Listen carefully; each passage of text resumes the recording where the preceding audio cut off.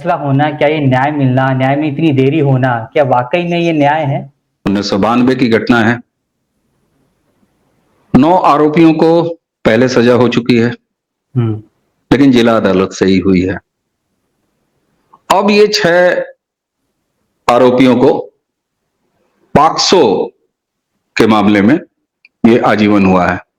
जी। लेकिन ये सब कुछ कहां हुआ है? District court. District court. अभी क्या क्या बचता है? हाई कोर्ट बचता है, सुप्रीम कोर्ट बचता है। और जिस तरीके से हाई कोर्ट्स और सुप्रीम कोर्ट्स टाइम लेती हैं, तो अब पता नहीं, मुझे लगता है कि मैं खुशी खुशी कहूं कि अजमेर से फैसला आ गया है, या ये कहूं कि 32 साल और लगने वाले हैं। ये राक्षसी कृत्य करने वाले कौन? अजमेर शरीफ नाम की जो एक दरगाह है, वो अपने नाम के आगे चिश्ती लगाते हैं, तो उन्हीं खानदान के ये चिश्तियों का करामात है और उन चिश्तियों के कुछ संगी साथियों का करामात है। यह घटना 1992 में सरफेस हुई और उस समय मोबाइल फोन्स का जमाना नहीं था, लेकिन कुछ वीडियोस लोगों के मोबाइल में बाकायदे चिप के जरिए डाउनलोड होकर पहुंचनी शुरू हुई। अश्लील तस्वीरें बच्चियों की पहुंचनी शुरू हुई और कई बच्चियों ने सुसाइड किया ये सब होने के बाद। धन्यवाद करता हूं कि उस समय सोशल मीडिया नहीं था, उस समय व्हाट्सएप नहीं था, उस समय ट्विटर नहीं था, उस समय फेसबुक नहीं था, वरना उनके वीडियो क्लिप्स आज हर एक मोबाइल में घूम रहे होते।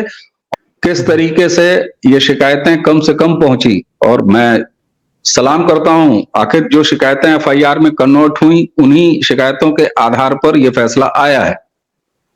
और इसीलिए जब मैं कहता हूं कि आज अगर 100 कहा जा रहा है, तो यह संख्या 100 से बहुत ज्यादा दोगुनी थी, दोगुनी से भी ज्यादा 240 थी, क्योंकि सामाजिक लोक लज्जा के डर से बहुत सारी लड़कियों ने और उनके परिवारों ने इनिशिएट ही नहीं किया शिकायत। जी। आज बड़े आराम से कहा जा सकता है कि नहीं नहीं, उन्हें ऐसा कर लेना चाहिए था, लेकिन जरा अपने को खुद रख के सामने सोचिए तो ये बात समझ में आ जाती है। ये प्रायोरिटी के मामले हैं सुप्रीम कोर्ट के लिए। ये वही सुप्रीम कोर्ट है जो आधी रात को खुल जाती है किसी एक आतंकवादी को फांसी चढ़ने से रोकने के लिए।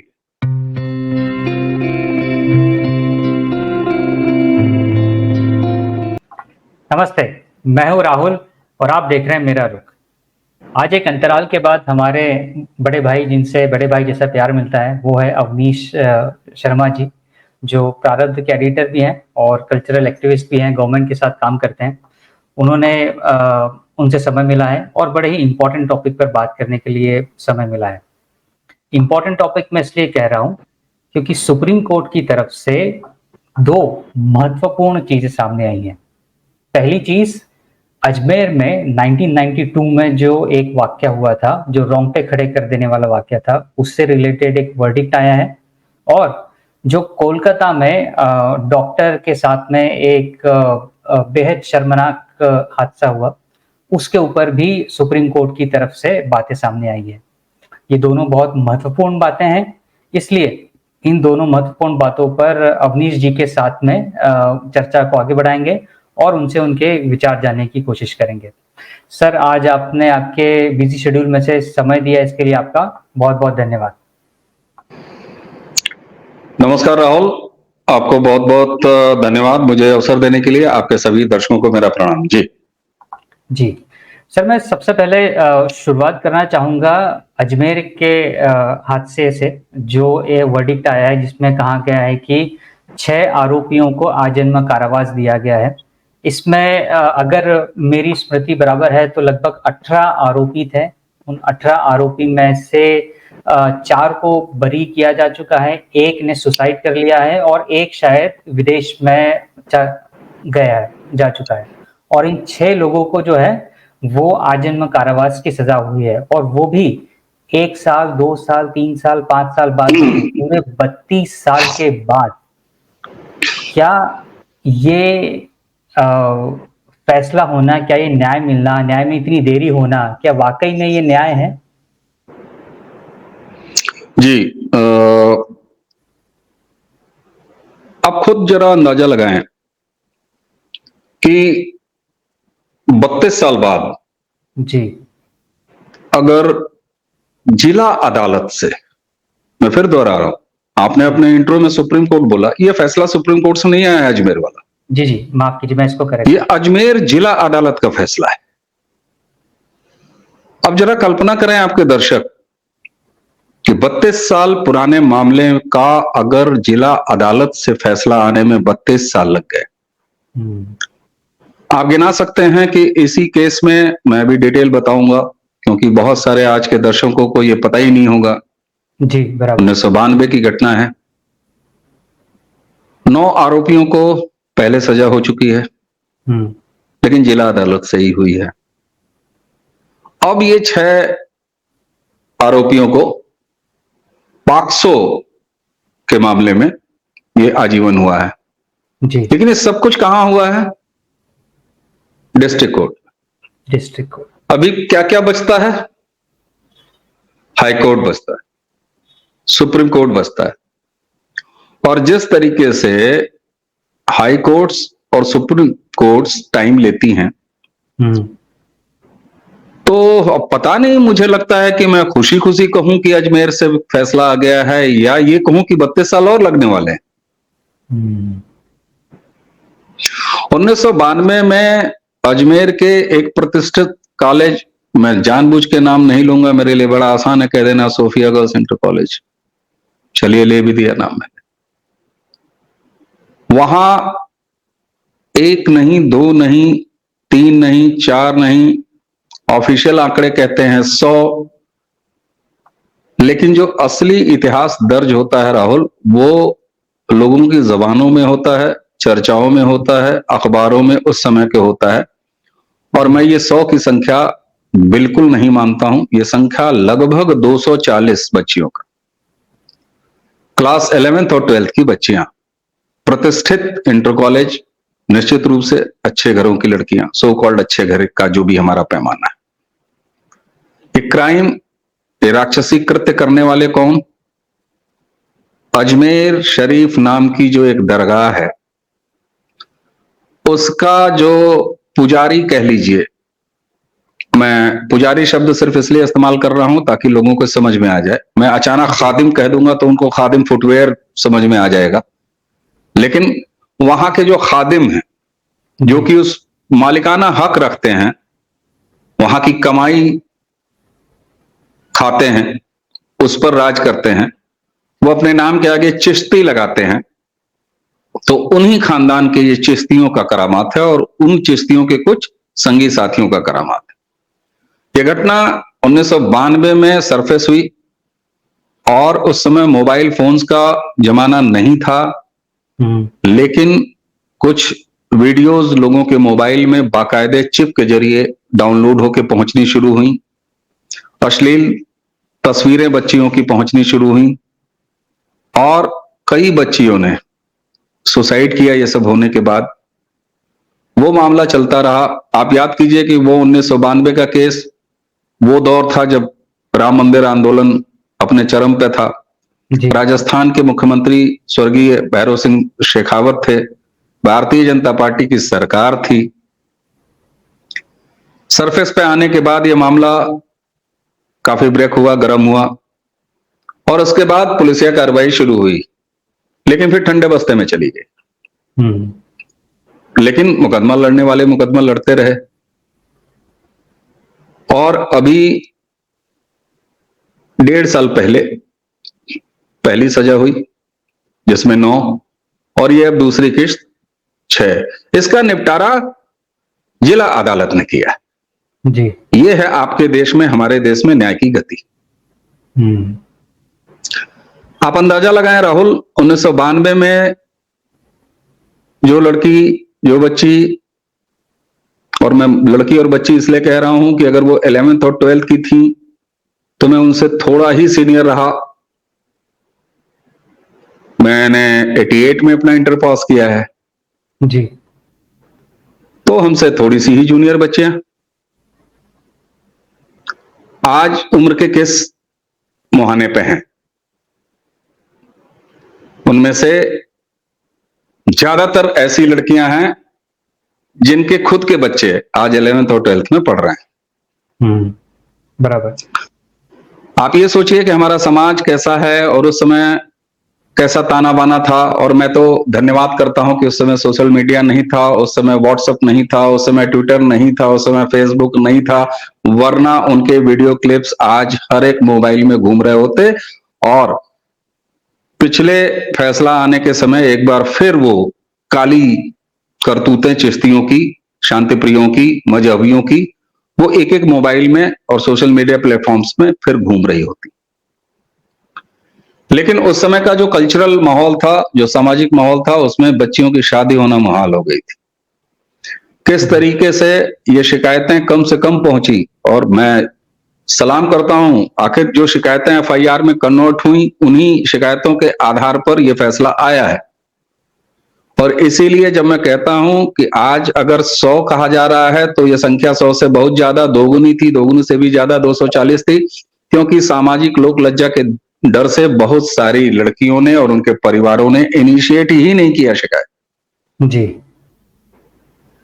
आज बड़े आराम से कहा जा सकता है कि नहीं नहीं, उन्हें ऐसा कर लेना चाहिए था, लेकिन जरा अपने को खुद रख के सामने सोचिए तो ये बात समझ में आ जाती है। तो ये तो साहब फैसले की रफ्तार है।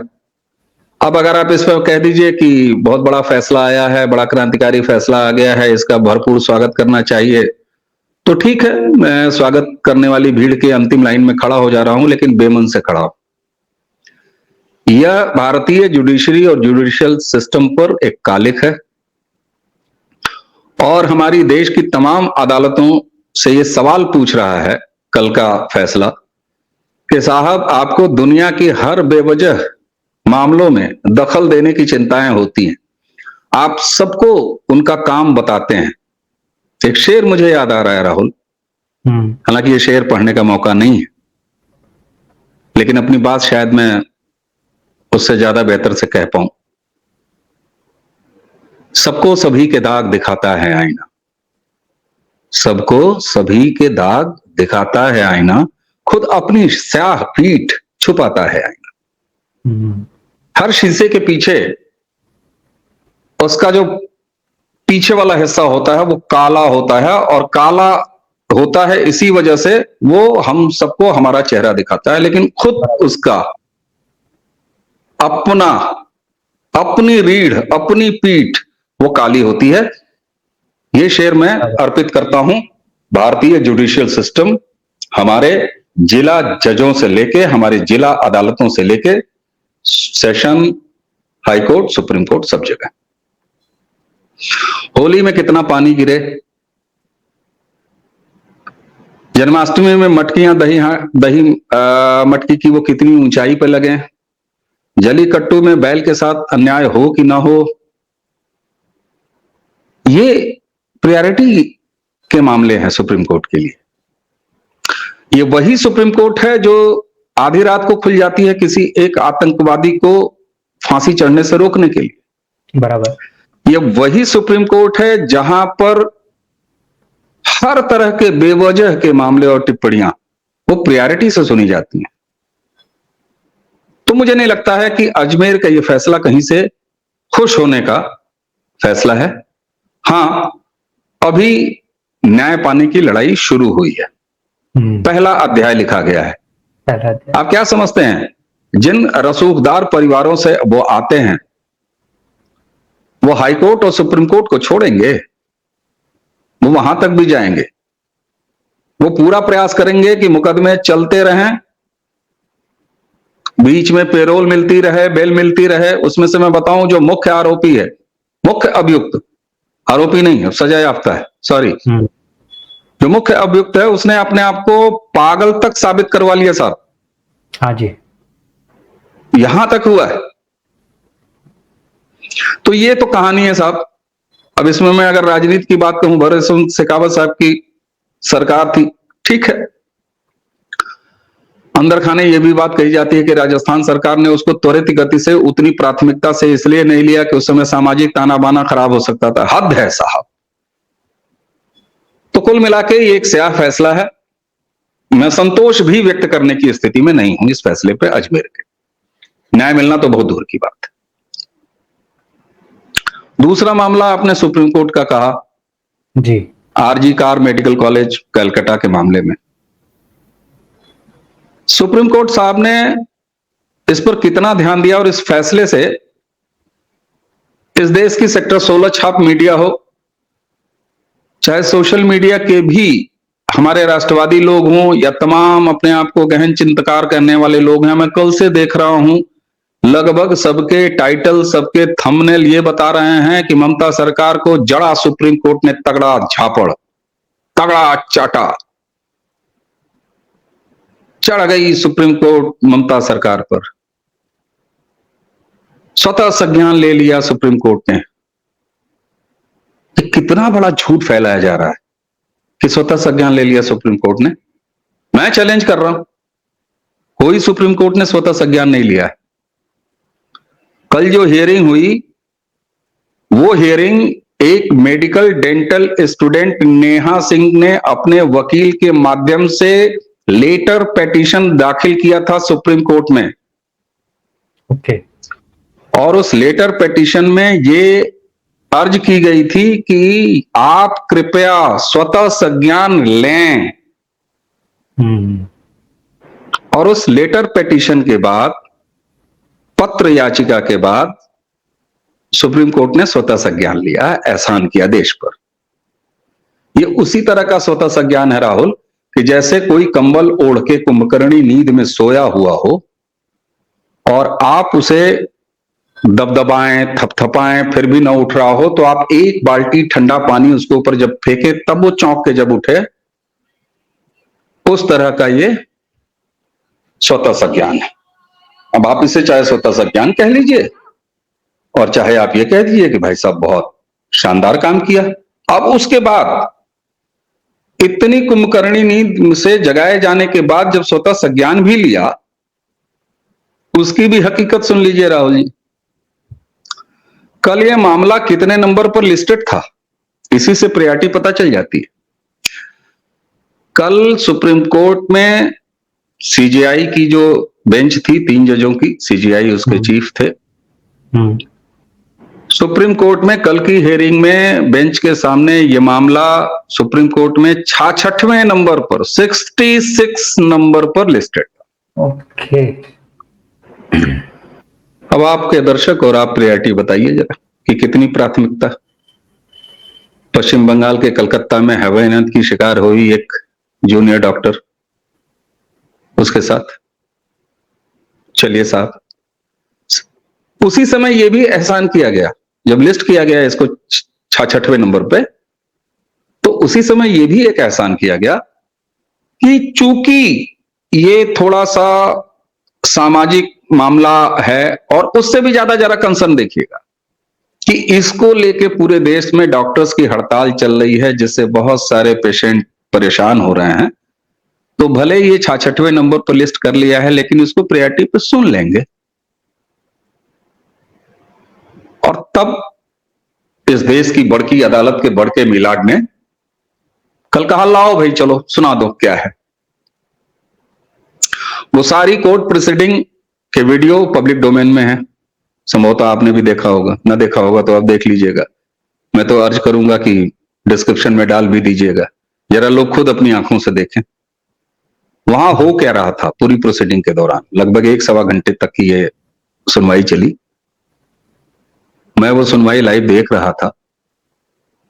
मैं धन्यवाद दूंगा सुप्रीम कोर्ट के चेंबर और उनके सीसीटीवी का एक्सेस रखने वाले उन लर्नेड वकील साहब का, जिन्होंने इसको सेम टाइम लाइव ही डाल दिया था। और वो उसके जरिए बहुत सारे लोग, हम भी उसी लाइन में थे, हम भी देख रहे थे। सारी जद्दोजहद इस बात पर चल रही थी कि एफआईआर कितने बजे लिखी गई। वकील कौन थे ममता की तरफ से? अभिषेक मनु सिंघवी और कपिल सिब्बल। कपिल सिब्बल वकील के अलावा और क्या है? राज्यसभा मेंबर है। राज्यसभा मेंबर वो किस पार्टी से आते हैं? उत्तर प्रदेश की समाजवादी पार्टी से, जिनका नगर अध्यक्ष अयोध्या में नाबालिग का बलात्कार करता है। और जिनका एक बड़ा नेता कन्नौज में एक नाबालिग बच्ची का शोषण अपनी डिग्री कॉलेज में करने का प्रयास करता है। उसके राज्यसभा मेंबर कपिल सिब्बल साहब वो ममता बनर्जी के वकील बन के वहां खड़े थे। अभिषेक मनु सिंघवी एक दूसरे लर्नेड काउंसिल, वो ममता सरकार के लिए वहां पर खड़े हुए थे। दलीलें क्या दी जा रही थी कि एफआईआर कितने बजे हुआ। बात आई कि सुबह कपिल सिब्बल ने पूरा झूठ बोला कि 11 बजे 11 AM एफआईआर हो गई। पोस्टमार्टम रिपोर्ट में यह घटना 3 बजे भोर से लेके 10 बजे के बीच में होनी बताई जा रही थी।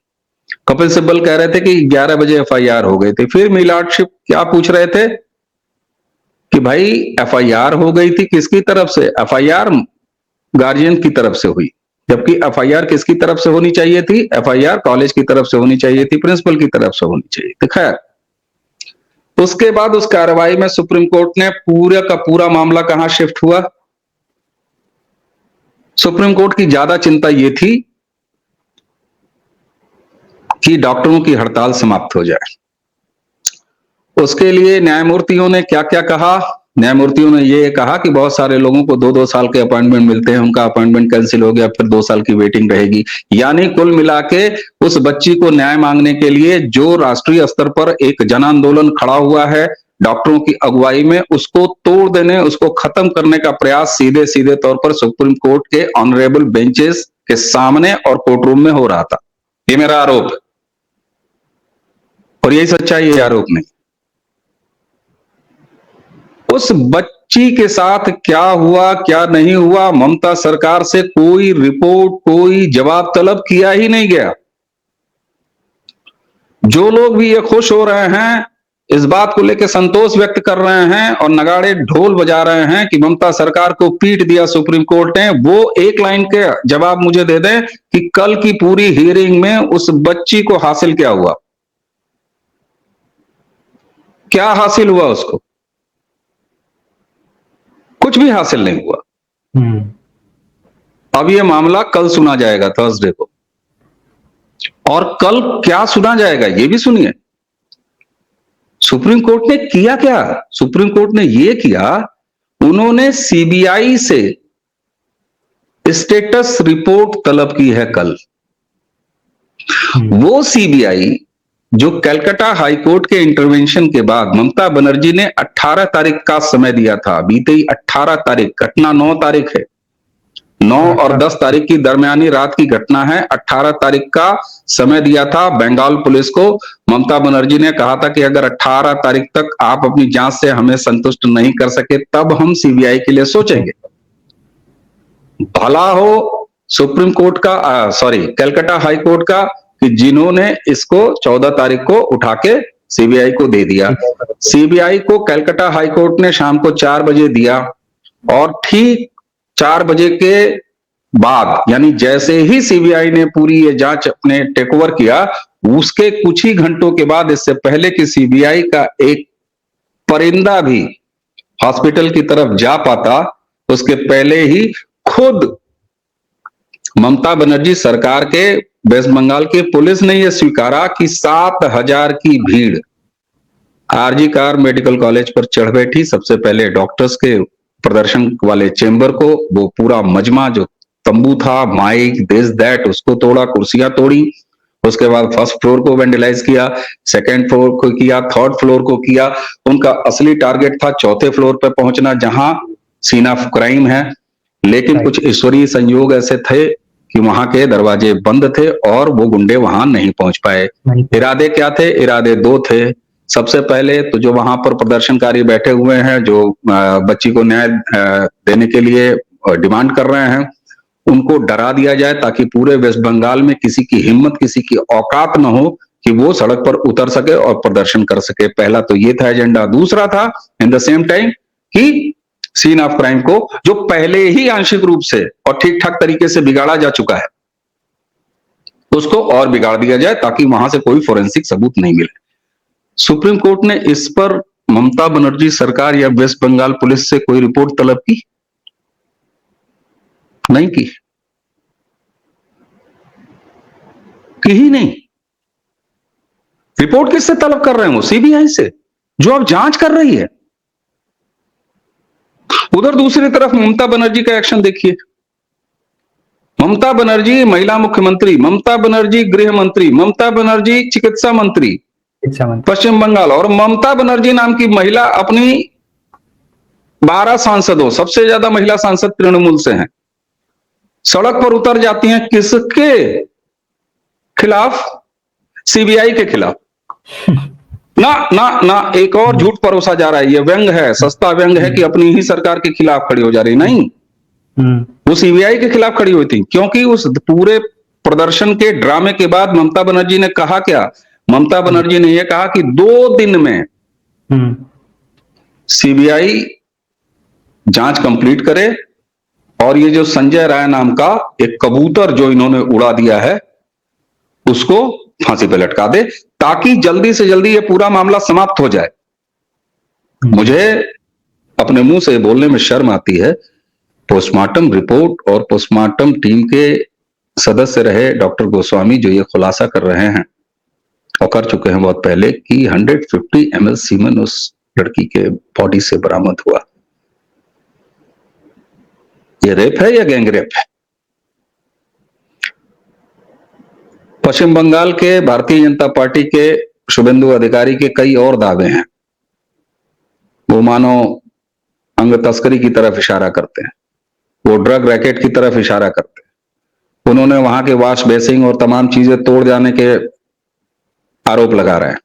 उनका आरोप यह भी है कि बंगाल पुलिस ने जांच के नाम पर उस लड़की का बिसरा तक बदल दिया है।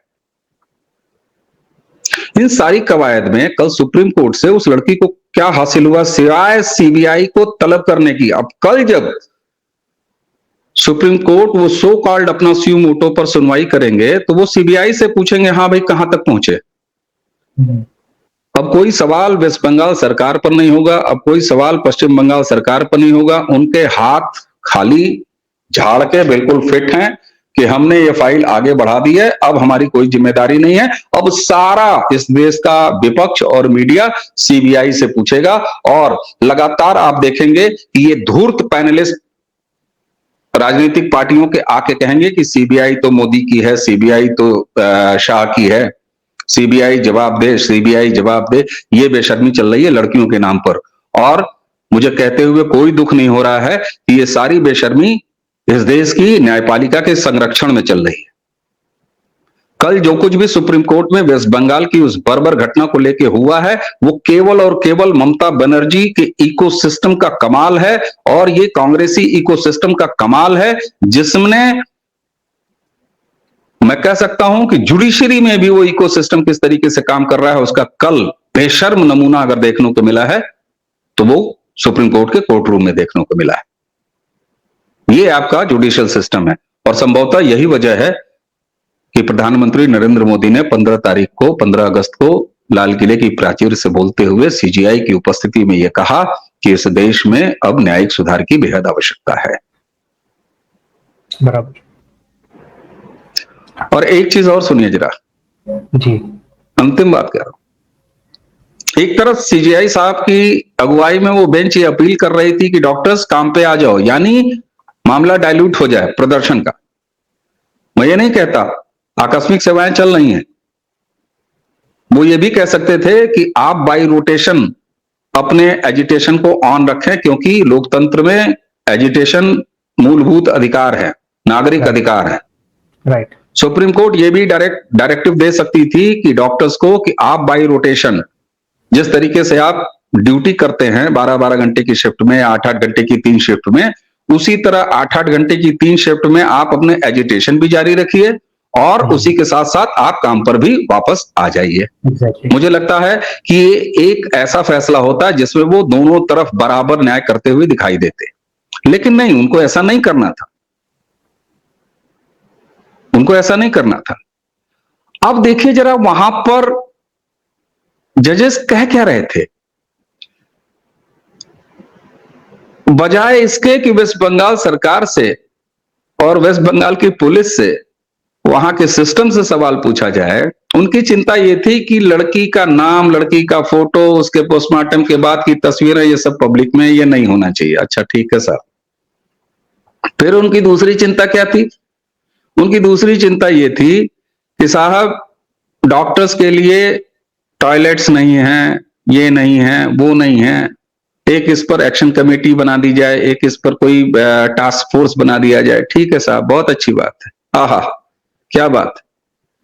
उसके बाद उनकी चिंता क्या थी राहुल, ये और मजेदार है। उन्होंने कहा कि सीनियर डॉक्टर्स भी अपनी जूनियर डॉक्टर्स का शारीरिक शोषण करते हैं। और जब मिलाड ये कह रहे थे, सामने ममता सरकार का बचाव करने के लिए अभिषेक मनु सिंघवी खड़े हुए थे, और ये वही अभिषेक मनु सिंघवी हैं जिनके तमाम वीडियोस तमाम जगह पे टहलते हैं कि उन्होंने जज कैसे कैसे बनवाए, क्या क्या करके। एक वकील का शोषण करके उसको जज बनवाता है, वो आदमी सामने खड़ा है और कोर्ट रूम में बात ये चल रही है कि सीनियर डॉक्टर जूनियर डॉक्टर का शोषण करते हैं। इसीलिए वो शेर फिर से दोहरा के अपनी बात अभी के लिए खत्म करूंगा कि सबको सभी के दाग दिखाता है आईना, खुद अपनी स्याह पीठ छुपाता है। देश के जुडिशियल सिस्टम, देश की न्यायपालिका, न्याय व्यवस्था के लिए कल का दिन घोर काला अध्याय था, काला दिन था, चाहे वो अजमेर हो और चाहे कलकत्ता। सर आपने जिस डिटेलिंग से, जिस बारीकी से चीजें बताई, वो वाकई में एक हैरान करने वाली बात है। सर मैं एक और चीज, एक अंतिम बात पूछ के आपसे पूछना चाहूंगा। कल पश्चिम बंगाल के गवर्नर भी दिल्ली आए हुए हैं और कुछ शायद ऐसे संकेत भी मिल रहे हैं कि वहां कुछ शायद बड़ा एक्शन हो सकता है। तो क्या ऐसी कोई पॉसिबिलिटी आपको दिखती है?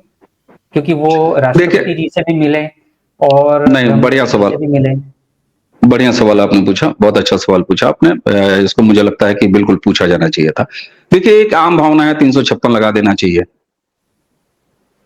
356 के अलावा भी और विकल्प हैं। 352 का विकल्प एक, सॉरी 355 का एक विकल्प है जी, जिसमें जो लॉ एंड ऑर्डर है यानी स्टेट पुलिसिंग है वो सेंटर के पास चला जाता है। कुछ लोग जो 356 से ज्यादा ज्ञान लगा रहे हैं वो कह रहे हैं 355 लगाया जा सकता है, वो लगा दीजिए। लेकिन वो लोग भूल जाते हैं कि 94 में एसआर बॉम्बई इशू के बाद सुप्रीम कोर्ट के इंटरवेंशन के बाद कहीं भी 356 इंपोज किया जाना इतना कठिन कर दिया गया है कि वो 2 घंटे भी अदालत में टिकेगा नहीं। ओके, नहीं टिकेगा, भावना से काम नहीं चलता है। मुझे भी ये उम्मीद, मैं भी ये मांग करूंगा कि लगा दीजिए 356, लेकिन नहीं लगाया जा सकता 356, इसलिए कि वो टिकेगा नहीं अदालत में। लोगों को ये वास्तविकता, आप मुझे ये बताइए 1994 के बाद ऐसा तो नहीं है कि तुरंत नरेंद्र मोदी की सरकार आ गई थी, ऐसा तो नहीं है ना कि 1994 के बाद सीधे 2014 आ गया। बराबर। 1994 एसआर बॉम्बई केस के बाद, सुप्रीम कोर्ट का फैसला आने के बाद इस देश में कितने 356 लगे हैं जरा बताइए। नरेंद्र मोदी सरकार का एक देख लीजिए। बराबर। उत्तराखंड लगाया, एग्जैक्टली, और रिवोक हो गया। बराबर। कारण यह है कि एसआर बॉम्बई के बाद 94 के बाद ये बहुत कठिन हो गया, बहुत दुरूह हो गया। एक महीने में बहुत अच्छा हुआ, एक महीने में अब जब देख रहे हैं तो लग रहा है कि साहब खराब होगा। लेकिन आप पिक एंड चूज नहीं कर सकते कि अब अच्छा, अब लग जाना चाहिए था, तब नहीं लग जाना चाहिए था। लेकिन ये अब प्रधानमंत्री की इच्छा पर नहीं डिपेंड है कि नेहरू जी उठे और पूरी दुनिया में सबसे पहली लोकतांत्रिक ढंग से चुनी हुई सरकार, लेफ्ट की, वामपंथ की, नंबूदिरी पाठ साहब की केरल में 50s में ही उठे पंडित नेहरू को बर्खास्त कर दिया। इंदिरा गांधी को किसी मुख्यमंत्री का चेहरा नहीं पसंद आया, उन्होंने बर्खास्त कर दिया। राजीव गांधी को किसी मुख्यमंत्री का चेहरा, कपड़ा नहीं पसंद आया, उन्होंने बर्खास्त कर दिया। अब ये प्रधानमंत्री के डिस्पोजल पर नहीं है, उनकी इच्छा पे नहीं है। इसलिए एक बड़ा परिवर्तन किया है होम मिनिस्ट्री ने, और शायद ये देश के इतिहास में पहली बार ऐसा हुआ है कि केंद्रीय गृह मंत्रालय ने सभी राज्यों को यह आदेश जारी किया है कि अपने अपने राज्य के लॉ एंड ऑर्डर की रिपोर्ट हर 2 घंटे में केंद्रीय गृह मंत्रालय को भेजना है। तो मुझे जो लगता है कि राज्यपाल साहब जो वेस्ट बंगाल के दिल्ली विजिट है, जो इन्होंने राष्ट्रपति से मुलाकात की है, बाकी सारी वो घटनाएं, वहां की स्टेटस, ये सारी रिपोर्ट दे रहे हैं।